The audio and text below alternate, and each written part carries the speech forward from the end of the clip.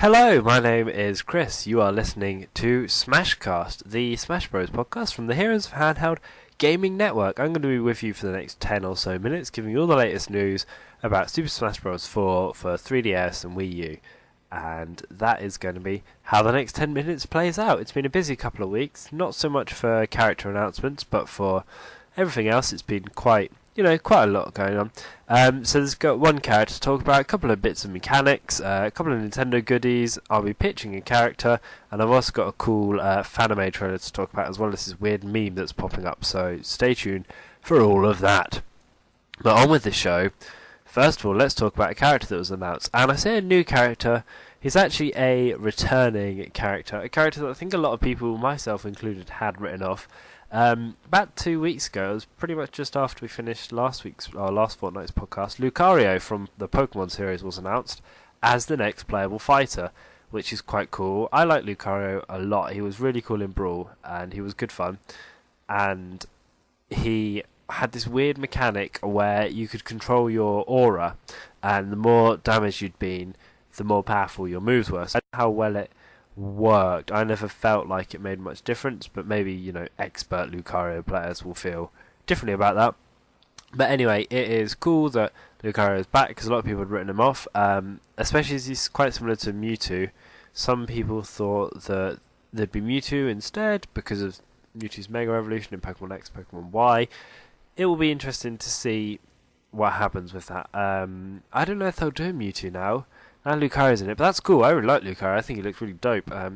Cool sort of blue fox steel psychic iron thing going on, which is pretty rad. And hopefully the aura mechanic will be quite cool. No other character announcements since we last spoke, but maybe there'll be some more in the next 2 weeks. Someone on Reddit worked out that there's a character announcement every 16 weekdays, so we're due one the week after next, or possibly at the end of this week, which is cool.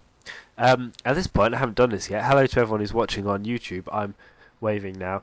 It didn't really work last week putting this on YouTube, but this time it should do, so fingers crossed. Hello, YouTube friends. I hope you're enjoying watching me. I don't know why you would, but never mind. Other news then. So, looking at the mechanics of play, is that the grab mechanics are going to be completely overhauled.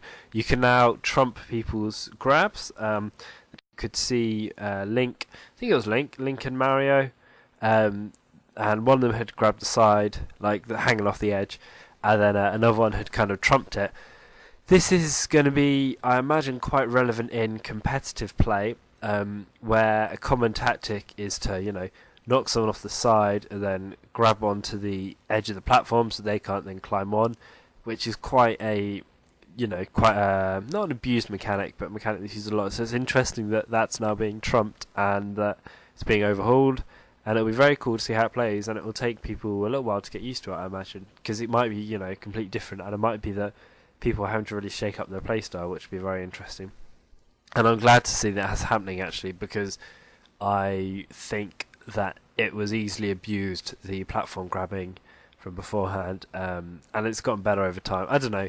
You know well my thoughts on the competitive Smash Bros. Play, but it is interesting that they're doing this for Super Smash Bros. 4.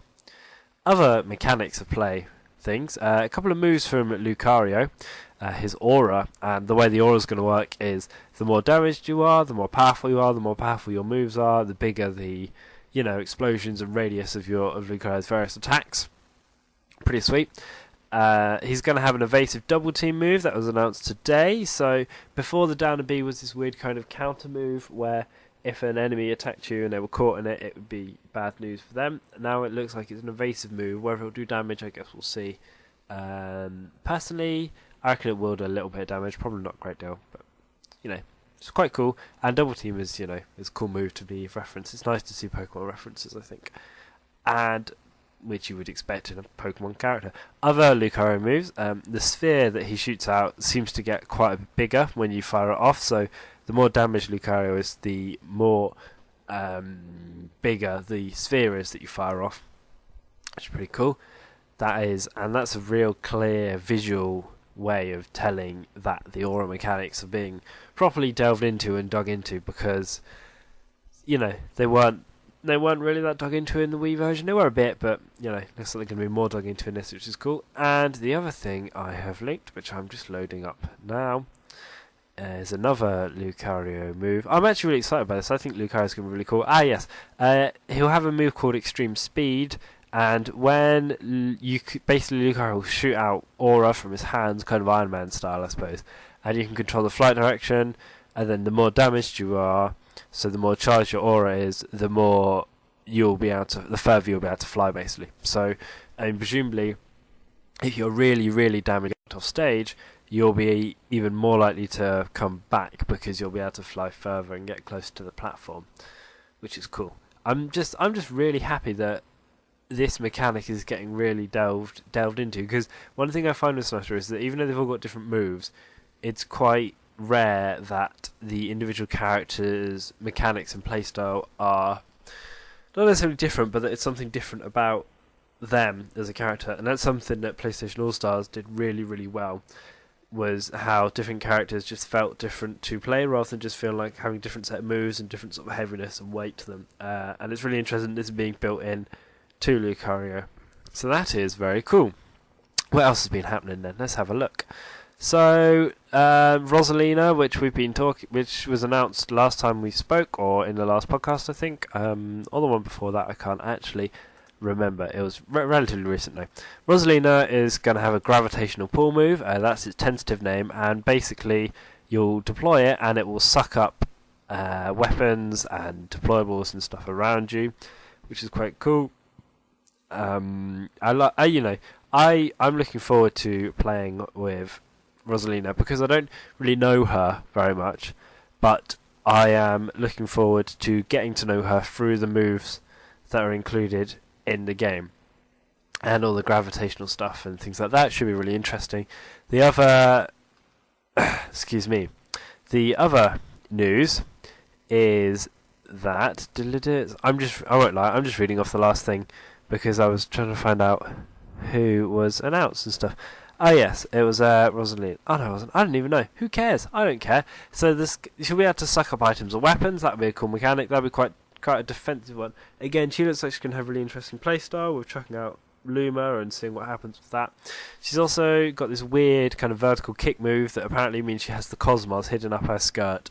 What this means, I do not know, but it is interesting nonetheless. Other things happening. A stage was announced. This is the Nintendo Goodies stage section of the podcast now. We had a stage announced, which was Kid Icarus stage, which is quite cool. I think it was kind of expected because you could sort of make it out in a couple of screenshots, but now it's been officially confirmed. The Goddess of Light watches over all, so it's going to have the Goddess of Light, and it's got a nice kind of a castle-y setting. It's going to be on the Wii U and the 3DS game. Interesting that it's going to be on the version, because most of the stages so far that have been confirmed because they're on that platform, if that makes sense. So the Wii U stages and Wii U games, 3DS stages and 3DS games. So that's quite interesting. And I think it should be a good stage. It's hard to tell at this point, but the stage is confirmed now actually, but it's sometimes hard to work out which ones are first ones are for Wii U. What else has been happening, Chris? Well, let me answer that. There's going to be a new assist trophy in the form of Mother Brain from Metroid. The Mother Brain is, big bad guy in Metroid. You know who Mother Brain is and what she looks like, or he looks... No, it must be a she, it's a Mother Brain. So that's quite cool, and it looks like it's going to be really big and kind of be a sort of powerhouse, taking over the stage and messing people up, which will be quite a cool assist trophy, although it's a bit of a kick in the nuts to people who want Ridley for them to confirm another one of the massive Metroid bad guys who's going to be in it. It's got big eyeballs, armed with a laser brain attack, and it's housed within the control capsule, and it's protected by Ringcast. I don't know who Ringcast is. My Metroid knowledge is limited to Metroid Prime Hunters and a tiny bit of Metroid Prime. So yeah, looks pretty cool. Powerful move. Looks like you'll be able to deploy it and it'll do loads of damage, which will be pretty sweet. Looking forward to playing around with that. Other assist trophies include... Not assist trophies, another item was revealed.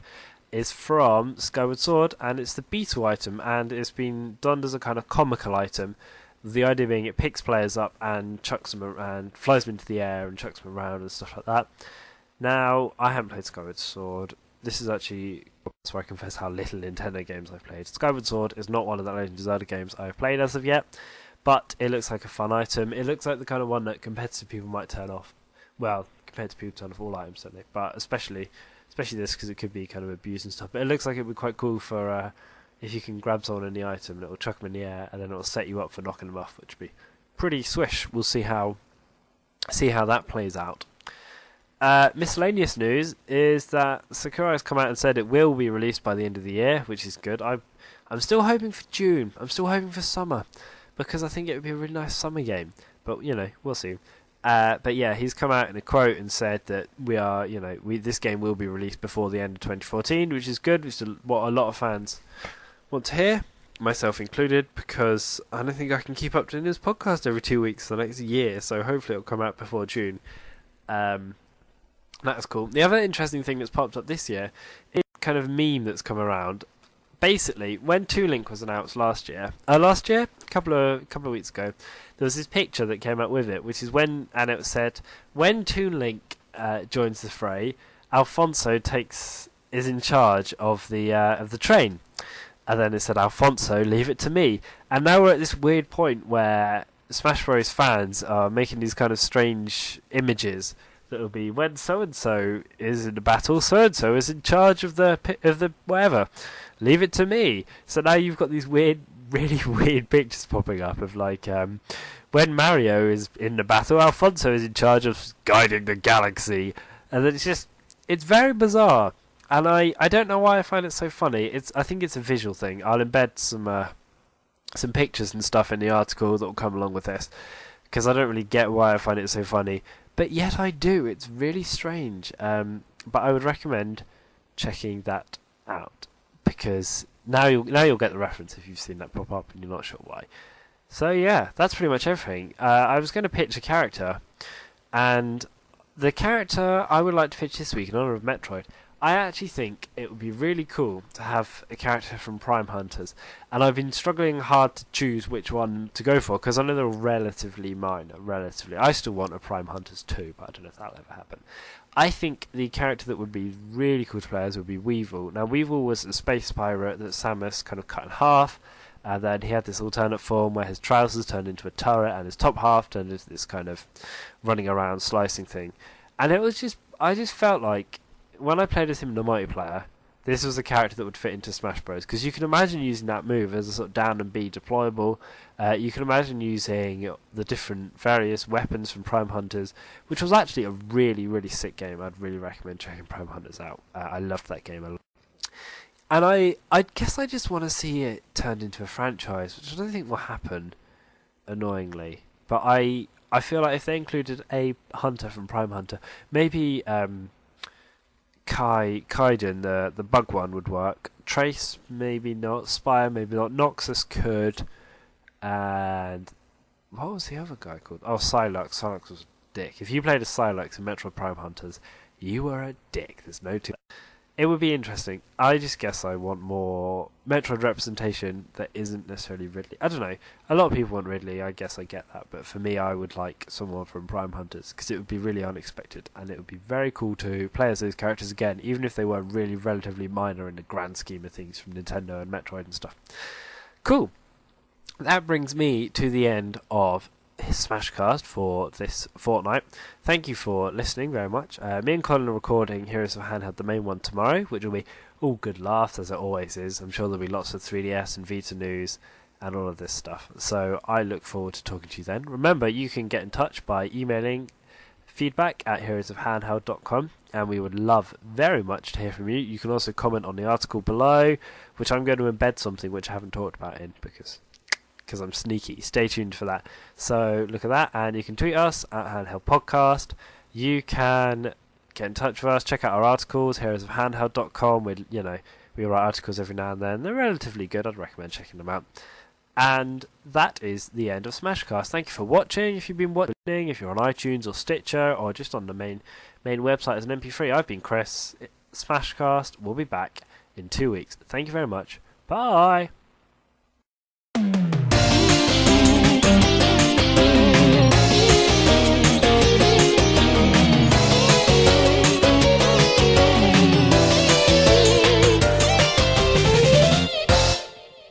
podcast you've just listened to is from the Heroes of Handheld Network.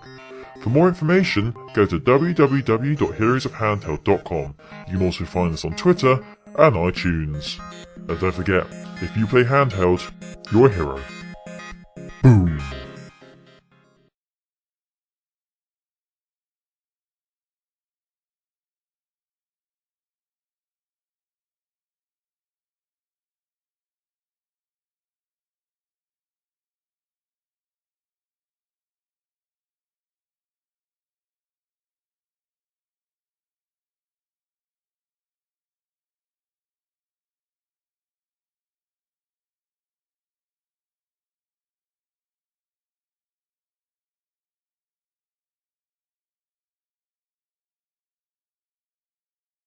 The podcast you've just listened to is from the Heroes of Handheld Network. For more information, go to www.heroesofhandheld.com. You can also find us on Twitter and iTunes. And don't forget, if you play handheld, you're a hero. Boom!